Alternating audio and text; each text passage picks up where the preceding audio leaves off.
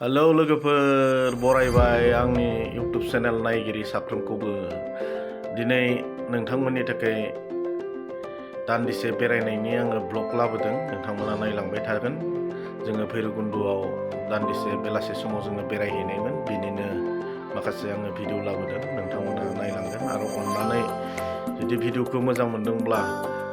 like comment आरो शेयार खालामगोन आरो आंनि बे गोदान चेनेलखौबो साबस्क्राइब खालामगोन होननानै आङो आसा खालामदों नोंथांमोना आंखौ अननानै सापर्ट होलांबाय थागोन आङो गोदान इउटुब खुलिनायाव बेनिखायनो एडिट खालामनायाव बांद्राय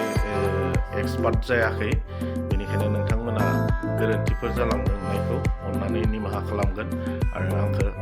सापर्ट खालामलांगोन होननानै आङो आसा खालामबाय